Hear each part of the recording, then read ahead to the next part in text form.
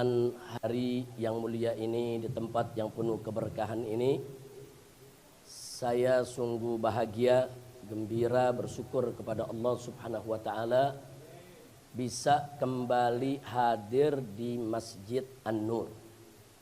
Masjid ini bagi saya dan kawan-kawan yang dulu giat berdakwah di tahun 70-an, 80-an sampai 90-an merupakan masjid yang sangat bersejarah.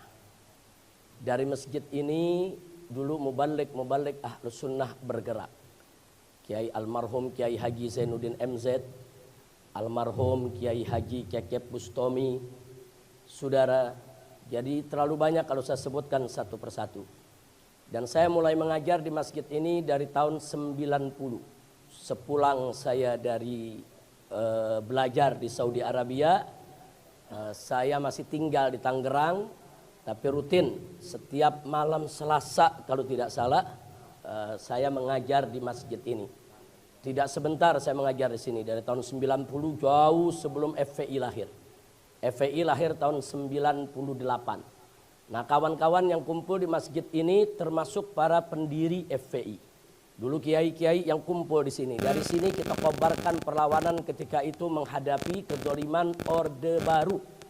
Dari masjid ini kita lawan kezaliman Orde Baru sampai pengurus masjid ini, yaitu almarhum Haji Toha mundar-mandir ditangkap sama Koramil, ya ikhwan. Nah, dulu yang nangkep bukan polisi, kalau dulu tentara.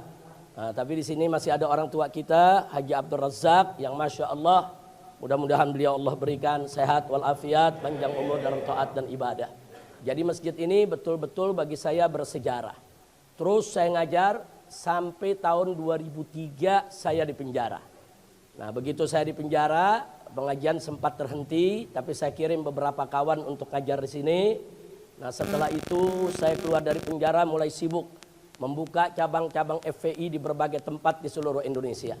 Nah, mulai saya berkurang mengajar di sini, tapi setiap hari besar Islam saya dulu selalu hadir.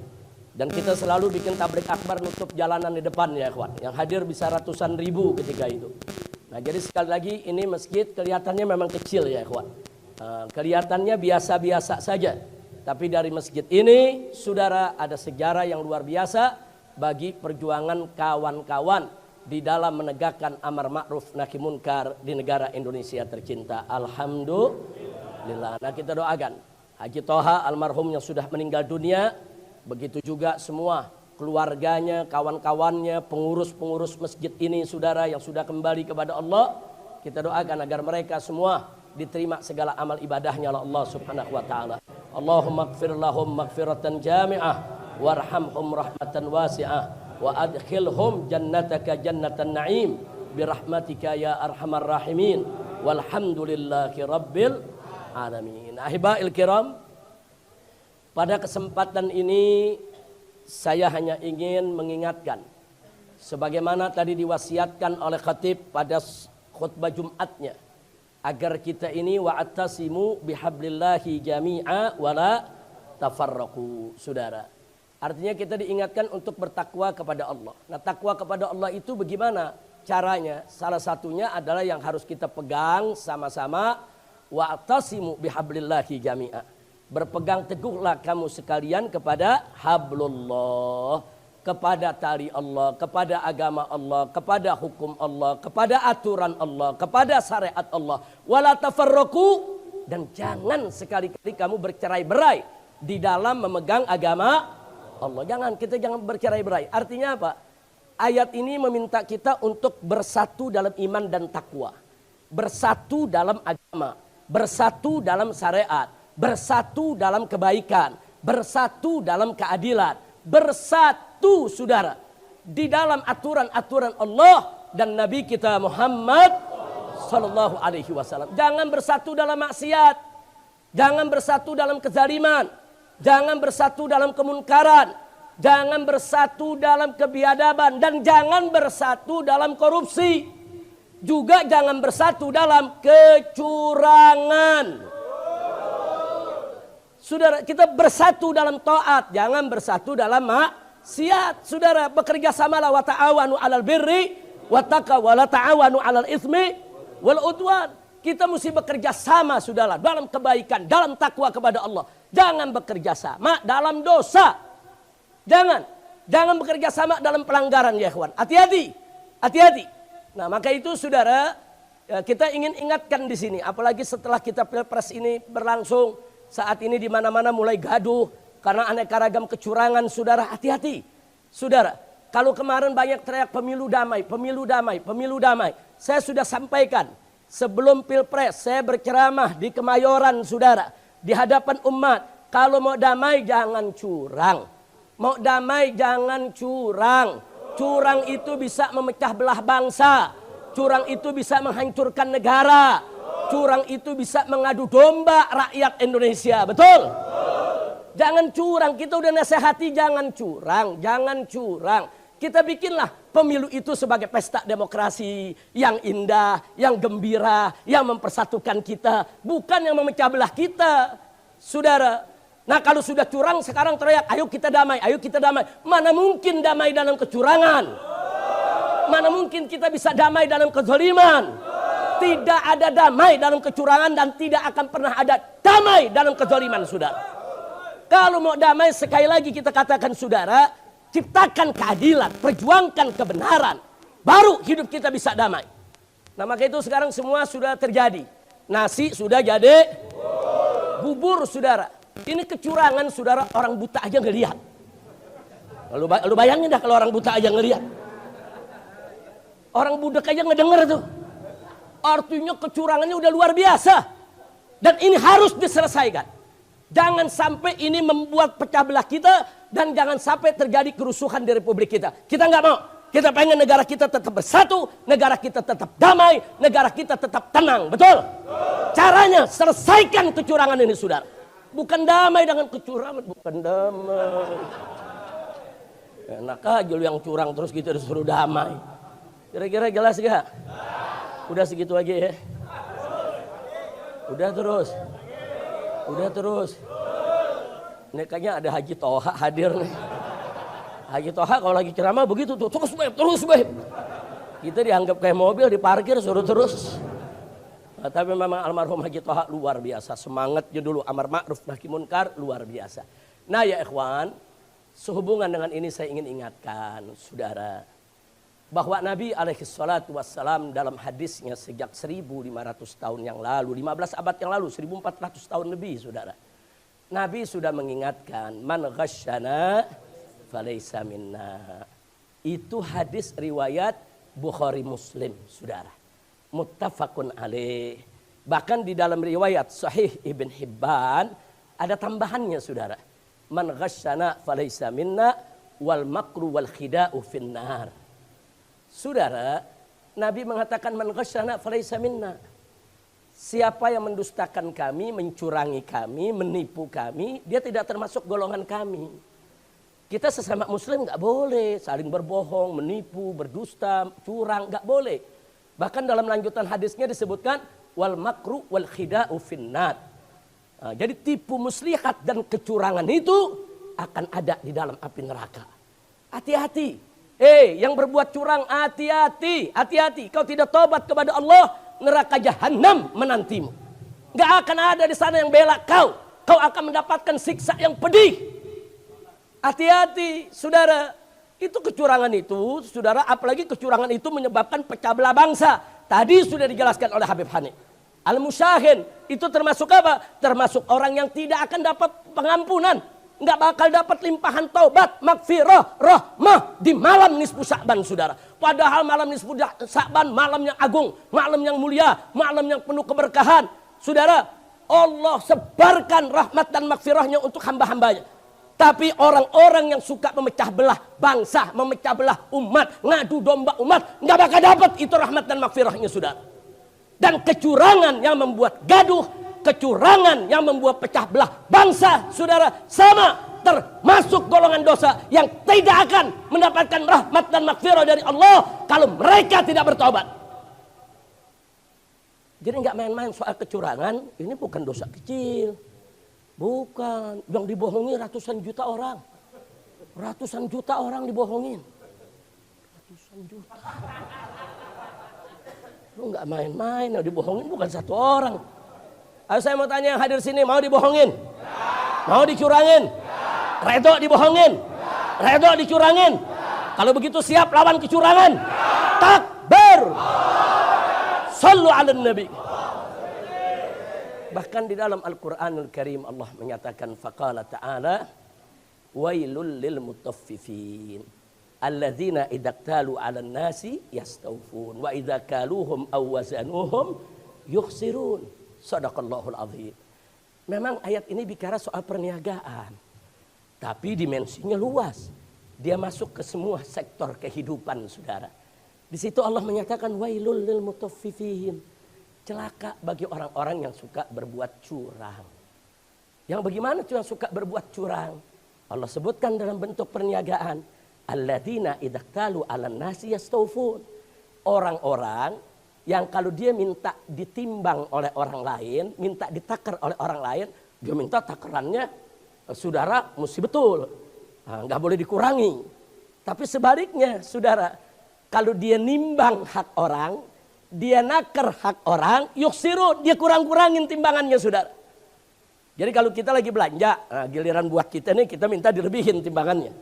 Nah, giliran kita dagang, orang lain kita timbang, kita kurang-kurangin ya, Pak. Ini kecurangan dalam perniagaan semacam ini Allah nyatakan wailul lil mutaffifin. Celaka bagi orang-orang yang seperti itu berbuat curang, saudara. Giliran haknya ditambah-tambah, giliran hak orang lain dikurang-kurangi. Saudara, nah kalau kita bicara Pilpres kemarin itu juga perniagaan suara. Saudara, suara rakyat lagi dipertaruhkan, saudara. Buat dirinya suara ditambah-tambah, buat orang lain dikurang-kurangi. Wailul lil mutaffifin. Celaka bagi orang-orang macam ini, saudara. Dan kalau Allah sudah nyatakan celaka, saudara, niscaya pasti akan binasa, akan datang musibah. Nggak mungkin orang-orang yang berbuat curang akan mendapatkan berkah dari Allah. Mustahil. Makanya jangan mau dipimpin oleh pemimpin curang, saudara. Negara nggak bakal berkah. Makanya sekarang saya mau tanya lagi, sekali lagi, mau dicurangin? Mau dicurangin? Ya ada yang nanya, Habib, kalau udah telanjur curang begini bagaimana nih cara ngeberesinnya? Ya ada yang jawab, ke MK aja, ada pamannya. Pusing gitu. Iya, kalau ke MK ada siapa? Ada pamannya. Kita bukan nuduh, tapi emang udah fakta kan kemarin. Belum cukup umur dia lewatin. Yeay. Terus sekarang kita disuruh percaya. Ini dia, sorry ya. Tuh Habib Hanif punya tuh, sorry ya. Kira-kira jelas gak? Percaya sama MK? Percaya gak? Percaya gak? Nah, terus gimana ngeberesinnya? Lu main perang-perang aja lu. Lu provokator kali lu. Ayo gimana Beb? MK ada pamannya. Saudara. Nah sekarang bagaimana caranya? Ada, saudara. Kita selesaikan, saudara, di mejanya para wakil rakyat. Yaitu DPR, saudara. DPR itu kan wakil rakyat. Mereka bisa gelar sidang rakyat, saudara. Apa namanya? Ada interpelasi, ada angket. Saudara panggil itu semua yang terlibat dalam kecurangan. Presidennya saudara panggil. Semua penyelenggara Pilpres panggil. Saudara, MK-nya, KPU-nya, Bawaslu-nya panggil semua.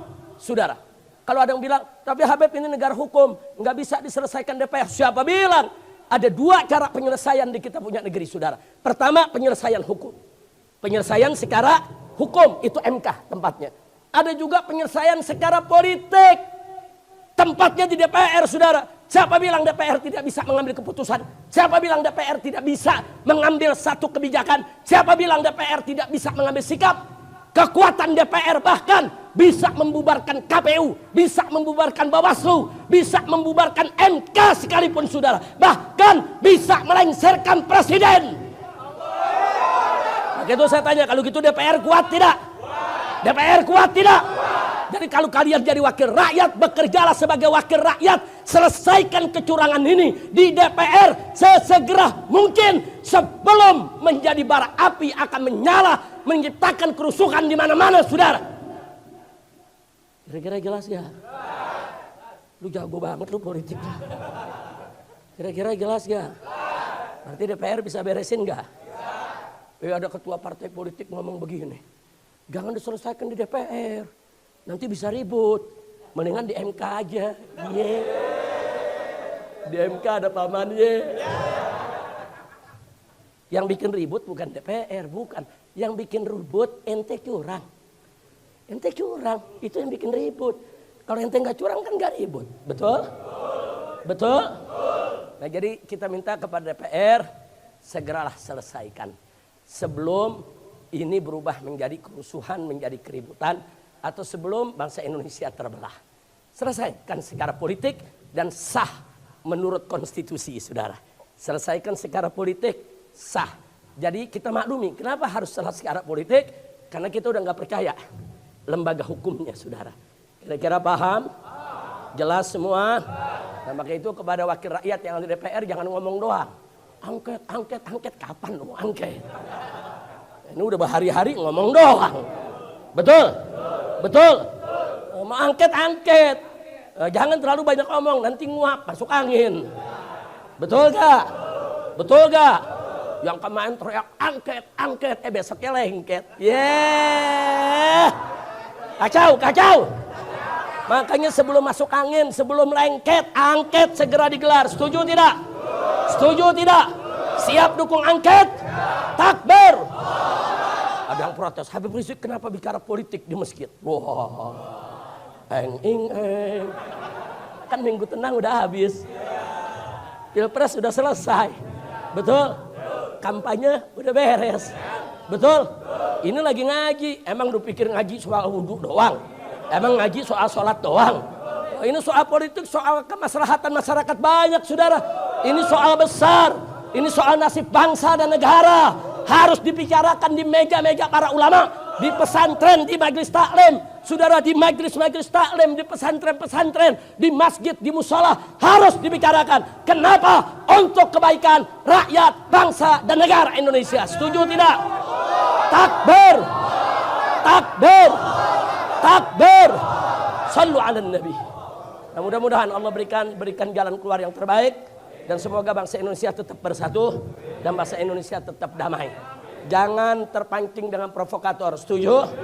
Kita dorong saja, dorong supaya DPR berfungsi dengan baik. Amin. Amin ya rabbal alamin. Cuman sekarang ada masalah lagi. Yang kritik-kritik dilaporin polisi. Kacau, kacau, kacau. Udah gue jangan terusin, ntar dilaporin juga lagi. Yang lama belum beres, muncul masalah baru. Lu juga sih. Udah cukup hampir sini. Udah cukup. Yang penting semua pulang dari sini mikir bareng-bareng, betul? Siap dukung DPR, siap dukung angket, siap hukum yang berbuat curang. Buktikan di angket ya, kawan. Jadi nggak perlu ada partai atau politisi yang ketakutan dengan angket. Nggak usah takut. Kalau memang Anda tidak curang, hadapi angket. Kalau Anda merasa benar tidak curang, jawab di angket. Saudara, jangan bikin gaduh tengah masyarakat. Nah kalau memang nanti hasil angketnya ternyata memang tidak ada kecurangan, rakyat siap terima kok. Tapi kalau ada kecurangan, tindak. Kalau memang kecurangannya TSM, saudara, terstruktur, sistematis, dan masif, maka presiden mesti dilengsarkan. Harus dilengsarkan. MK, KPU, Bawaslu bubarkan semua, sudah. Bubarkan. Lalu kalau udah bubar bagaimana, Habib? Kalau presidennya dilengsarkan, kan ada wakil presiden jadi presiden. Setuju? Setuju? Kan wakil presidennya lagi anteng-anteng aja. Enggak terlibat dalam kecurangan, betul? Wakil presidennya kan bersih, betul? Enggak cawe-cawe, betul? Silakan naik jadi presiden. Setuju? Lalu kalau KPU, MK, Bawaslu dibubarkan, bagaimana, Habib? Tahun 99, MK enggak ada. KPU enggak ada, Bawaslu enggak ada. Tapi bisa kok kita bikin pemilu, saudara. Karena di tahun 99, DPR membentuk presidium. DPR membentuk lembaga independen, saudara, yang mengambil peran KPU dan Bawaslu. Lembaga itu yang menggelar pemilu di tahun 99, saudara. Siapa bilang kita nggak bisa gelar pemilu tanpa KPU dan Bawaslu? Lu baru lahir kemarin kali lo. Kan tahun 99 kita ngalamin, betul? Betul? Maka itu rakyat mesti dukung DPR. Setuju tidak? Setuju tidak? Udah jangan pecah belah, jangan cerita lu partai no, gua partai ini, nggak ada.